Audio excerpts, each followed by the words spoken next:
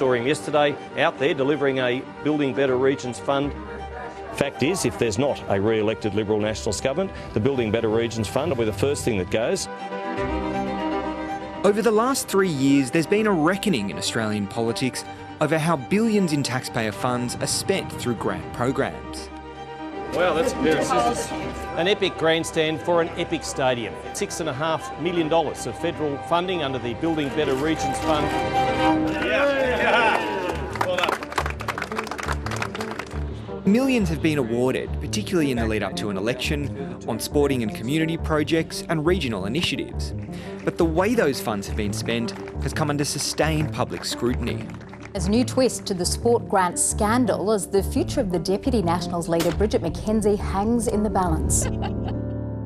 A culture of waste and rorts and largesse has been allowed to build up in the budget for the best part of a decade. The new federal government has staked its reputation on integrity and cleaning up these grant programs. We can't have money spraying around in an excessive way or in an untargeted way.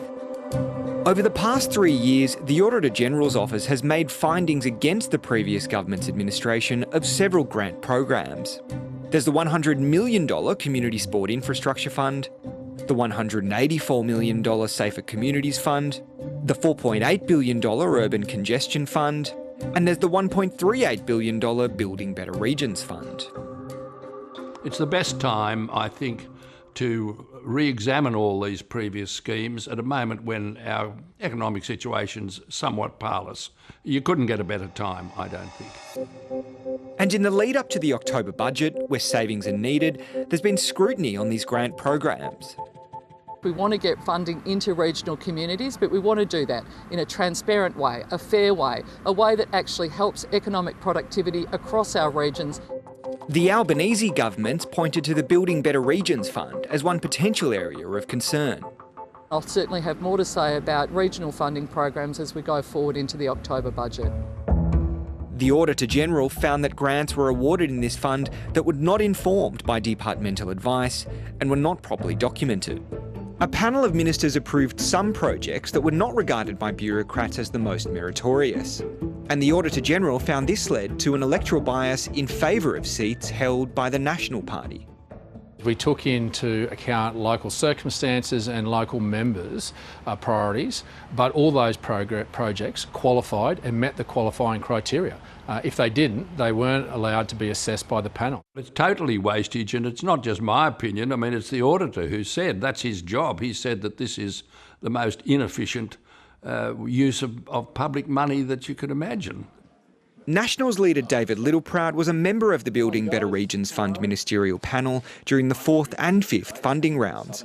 I reject that there was any impropriety with this fund, and that the fund was designed to support regional rural Australia. It's hardly startling that the majority of this fund would go to National Party seats because we represent nearly all of regional rural seats across the country. There will be some cuts, particularly in terms of those things that we saw were basically just extraordinary rorts in terms of the commuter car parks. The new government has also hinted that another area under scrutiny is commuter car parks from the Urban Congestion Fund. You know, with a car park, if we find out that there was not even a railway station near where the railway car park was to be positioned, it'd be a good idea to scrap that one. The challenge for the new government will be establishing grant programs that can stand up to public scrutiny. We need to restore public trust at a very high level. We need to have systems that are completely transparent, and we need value for money in all of this.